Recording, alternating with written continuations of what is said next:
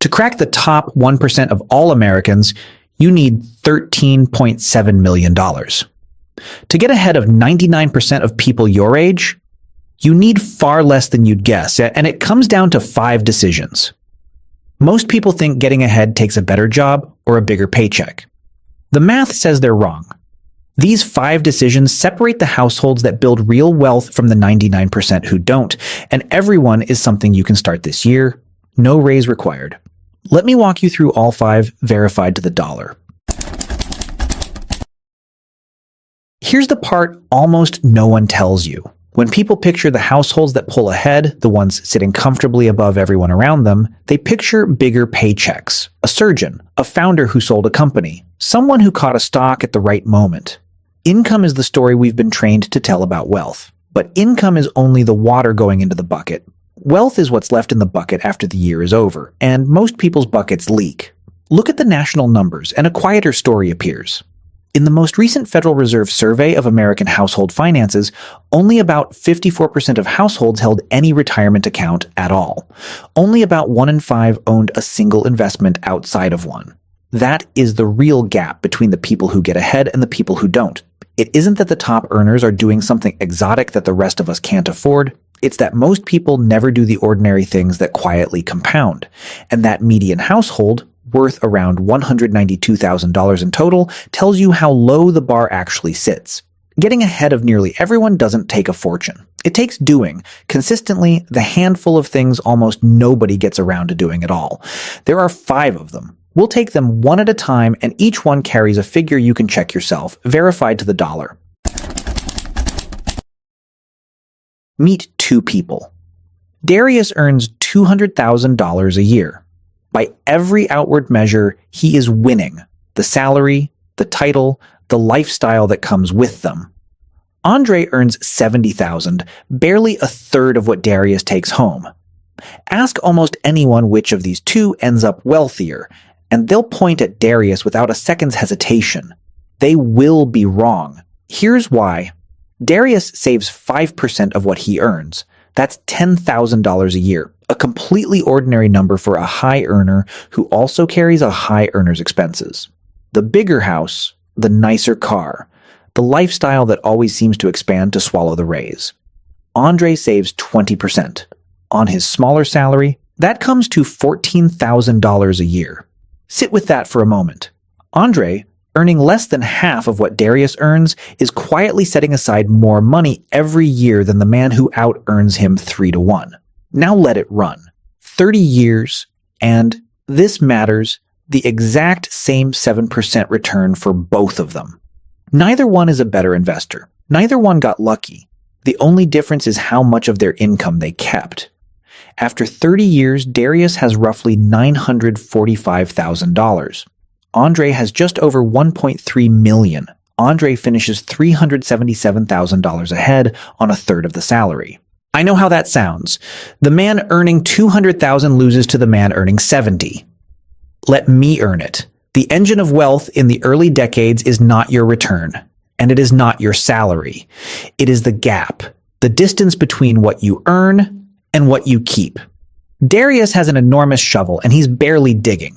Andre has a small shovel, and he never stops. This is the trap almost every high earner falls into. Think about what usually happens with a $10,000 raise. The bigger paycheck feels like permission. A slightly nicer apartment, a car payment that creeps upward, a few more subscriptions, dinners out that used to be occasions, and are now just Tuesdays. Within a year, the raise has been absorbed completely, and the amount actually saved hasn't moved at all. The income went up, the gap stayed flat. That's how a person can earn more every year for a decade and still have almost nothing to show for it. And here's the number that should end the argument.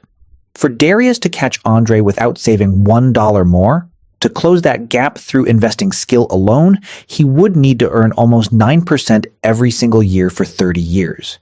He'd have to beat the market by nearly 2 full percentage points without one bad year for 3 straight decades. That is a fantasy. Saving more of the money he already makes is a decision he could make this afternoon. A raise doesn't build wealth, the gap does. Ryan carries $8,000 on a credit card at 22% interest. And Ryan spends his evenings doing something a great many people do. He researches investments. He hunts for a fund, a stock, a strategy that might return 8%, maybe 10%. He is trying with real effort to make his money grow, while $8,000 of it shrinks in the other direction every single month. Let's look at what that card actually costs him. At 22%, an $8,000 balance throws off $1,760 in interest in the first year alone, just to stand in place before he pays down a single cent of what he owes. If Ryan makes a $200 payment every month, it takes him just over 6 years to clear the balance, and along the way, he hands the card company about $6,500 in interest. He pays for that debt nearly twice and gets nothing the second time. Now here's the reframe that should change how Ryan spends his evenings. The moment he pays that card off, he earns a guaranteed 22% return. Guaranteed, not projected, not hoped for, not dependent on a good year in the market. Locked. There is no fund on his screen that can promise him anything close to that. Every investment he's researching carries risk. The payoff carries none.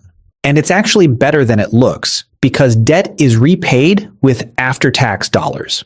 For an investment to beat a 22% guaranteed payoff after tax, it would need to return almost 26% before tax every year reliably with no risk of loss.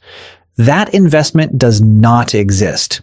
Not on his screen, not anywhere. So the highest certainty, highest return move available to Ryan isn't out in the market he searches every night. It's sitting on his own monthly statement. If he's carrying more than one balance, the rule is just as clean. Attack the highest interest rate first because that's where the guaranteed return is largest. One caution, so no one takes this too far. Not all debt is the enemy here. This logic applies to high interest debt. Credit cards, payday loans, anything sitting in the high teens or 20s. A 3% mortgage or a low-rate student loan is a different animal entirely. Paying those down early is a preference, not an emergency, because the guaranteed return you'd lock in is small, and you may do better keeping the money invested. The rule is about the rate, not about debt in general. Where the interest is punishing, the payoff is the best guaranteed return you will ever find. Where it's cheap, the urgency fades. The best investment on Ryan's screen was never a stock. It was the 22% debt he'd been trying to ignore while he looked for something better. Jake and Marcus work the same job, earn the same $70,000 salary, and have access to the same workplace retirement plan. Marcus contributes 6% of his pay, $4,200 a year. His employer matches half of it. That's $2,100 a year the company simply hands him for doing nothing more than participating. Jake doesn't bother. Maybe the enrollment form felt like a chore. Maybe he told himself he'd deal with it once things settled down. Things never settled down. And the form stayed unsigned. Let's be precise about what Jake gave up because it's larger than it sounds. That match is an instant 50% return on every matched dollar, before the market lifts a finger. Not 50% someday. 50% the moment the money lands in the account. There is no investment on earth that reliably does that, and Jake had it offered to him with every paycheck and said no by saying nothing. And then it compounds. Over 30 years at 7%, the match that Marcus collected and Jake left behind grows to just under $200,000. Read that again.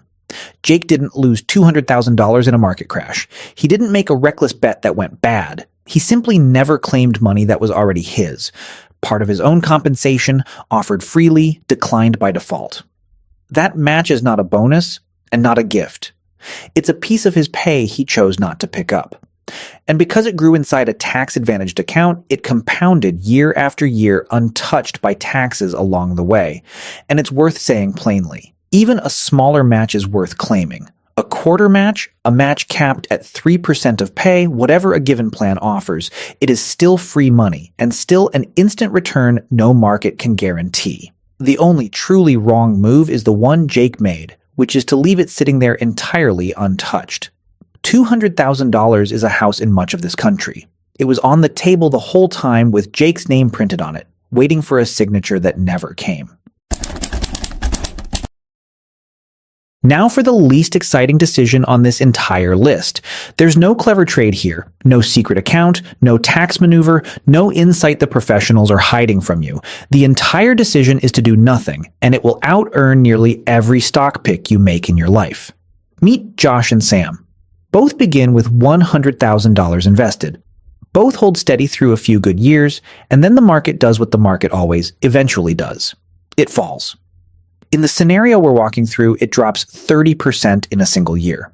This is the moment that decides everything. Sam watches his account lose nearly a third of its value and does the single hardest thing in all of investing?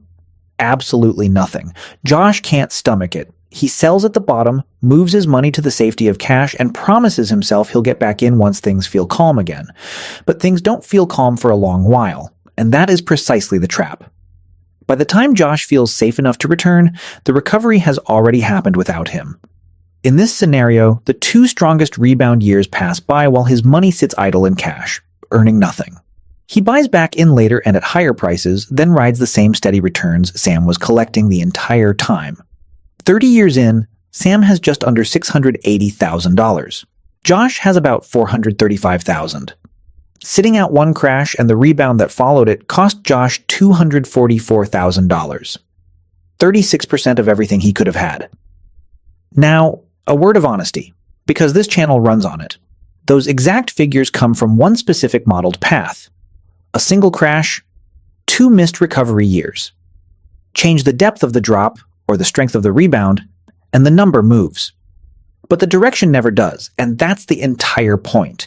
The investor who flinches almost always loses to the investor who waits.